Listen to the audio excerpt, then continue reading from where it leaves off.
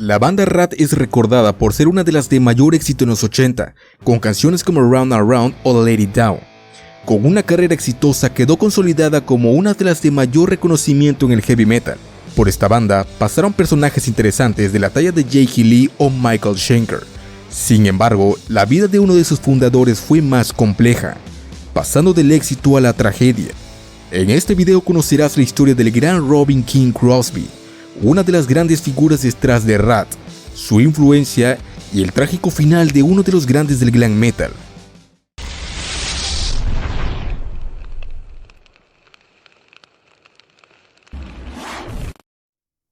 Robinson Lance Crosby nació un 4 de agosto de 1959 en un poblado perteneciente a la ciudad de San Diego, California. Hijo del famoso fotógrafo e historiador Harry Crosby, Robin tuvo dos hermanas de nombre Ristin y Bronwyn. Antes de ser guitarrista era jugador de béisbol.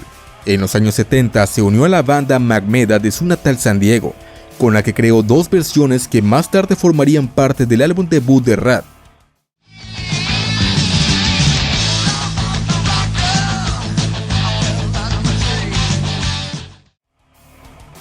Posteriormente se unió a la banda Phenomenon junto al vocalista Paramore McCarthy.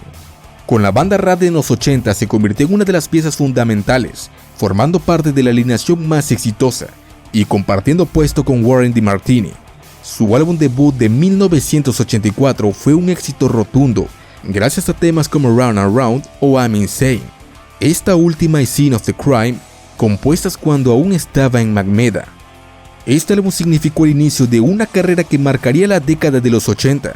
Para ese entonces, Robin Crosby estuvo saliendo con Tawny Kitaen, su amor de la infancia, famosa por ser la protagonista de videos como Is This Love y Here I Go Again de Whitesnake.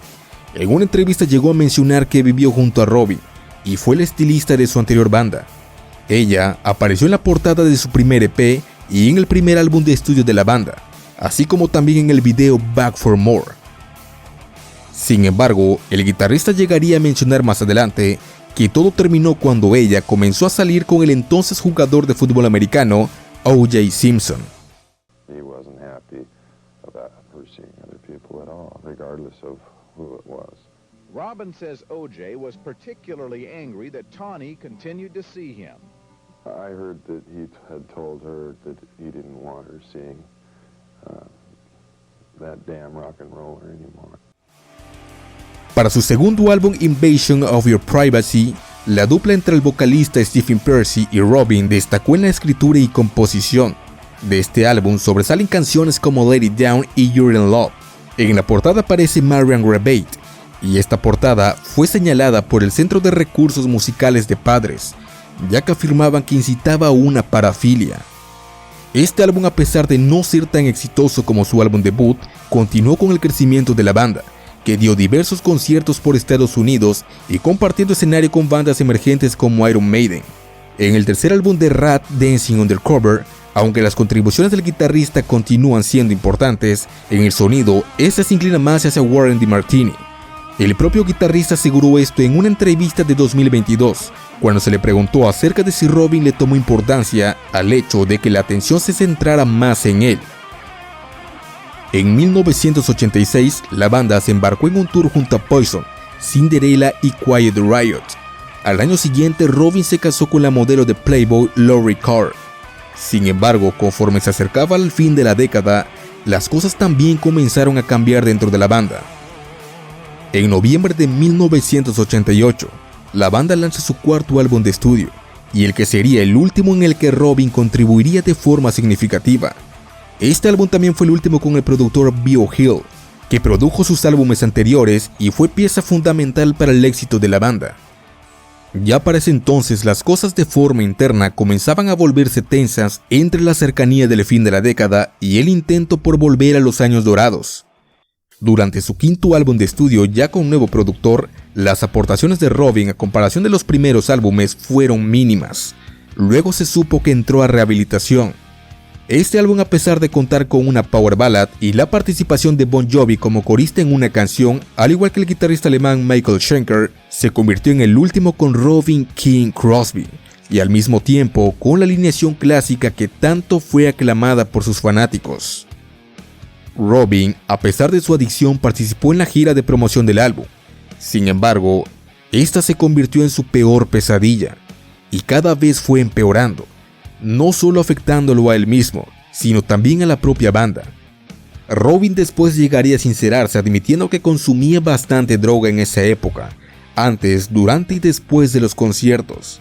Su comportamiento en el escenario fue cada vez más errático, y la banda comenzó a pensar si continuar o no con su miembro fundador.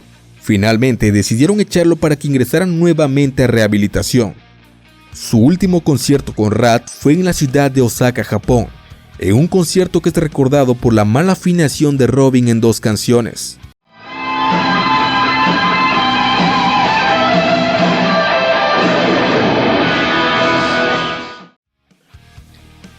Después de esto, la banda continuó junto a Michael Schenker por un breve periodo, y aún alcanzaron a lanzar un álbum recopilatorio en 1991, en el que se incluyó la canción Nobody Rides for Free, utilizada como soundtrack para una película, en la que aparecen como un cuarteto y su sonido se ve alejado de su clásico glam metal inicial.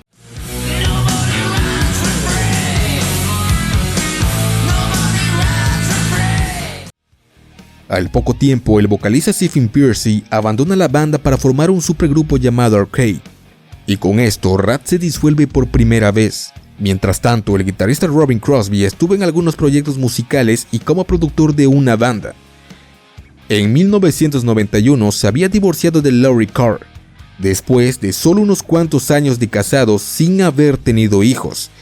Su adicción a la heroína había destruido su carrera y también causaba estragos en sus personas más cercanas. En 1994 el guitarrista fue diagnosticado con VIH, resultado de su adicción a la heroína al intercambiar jeringas infectadas con alguien portador. Eso se convirtió en un golpe devastador en su vida. Robin comenzó a tener problemas con su metabolismo y aumentó de peso de manera significativa. What I've been through is the worst. The worst. You know, limousines and then the Plaza Hotel and the Forum and the Madison Square Garden to a little shack in North Hollywood is a real hard pill to swallow. Cuando en 1996 la banda Ratt planeaba su reunión, se tenía contemplado a Robin, pero finalmente esta reunión jamás llegó a darse. El guitarrista, a pesar de estar entusiasmado de regresar al ruedo, declaró en su última entrevista conocida que voló desde Texas, donde vivía, a Los Ángeles, con la intención de reunirse con la banda. Sin embargo, solo le ofrecieron participar en algunas canciones de un álbum de lados B y versiones anteriores a Ratt lanzado en 1997. Robin ya no fue tomado en cuenta para los planes, y esto le dolió demasiado. En 2001, en una entrevista de radio, aceptó públicamente que tenía SIDA. Sus problemas de salud habían empeorado, y lo que apenas 10 años atrás era un sueño maravilloso lleno de éxito, ahora se había convertido en un infierno para él. El guitarrista en ocasiones era visitado por sus excompañeros, aunque él mismo declaró que estas reuniones las sentía tensas y parecían ser forzadas. El 6 de junio de 2002, el guitarrista finalmente perdió la vida a causa de una sobredosis de heroína. Años más adelante se publicó un diario por un hombre que afirmó estar en los últimos 2 años junto a Robin, en el que dijo que los últimos días el guitarrista se dejó caer por completo. Había subido más de peso, su cuarto estaba lleno de latas de cerveza, colillas de cigarro, ropa sucia, basura y tenía una barba abundante sin afeitar. Tristemente su adicción lo había consumido por completo. Su exnovia Tawny en 2020 reveló en una entrevista que ella estuvo con Robin meses antes de su muerte. Respecto a su sobredosis, dio a entender que esta fue voluntaria. También dijo que el guitarrista en su etapa final buscaba comunicarse y contar su propia historia, decirle a sus más cercanos que los apreciaba. Se refirió a él como el amor de su vida, y alguien con quien le hubiera gustado tener un hijo. Robin fue cremado, y el guitarrista Warren DeMartini declaró que sus cenizas fueron esparcidas en el mar, mientras los asistentes remaban en tablas de surf. Run the full gamut, you know. Done everything I ever dreamed of and more. Don't feel sorry for me. I've lived the life of 10 men. Nobody cry at my funeral. As a matter of fact, let's have a party.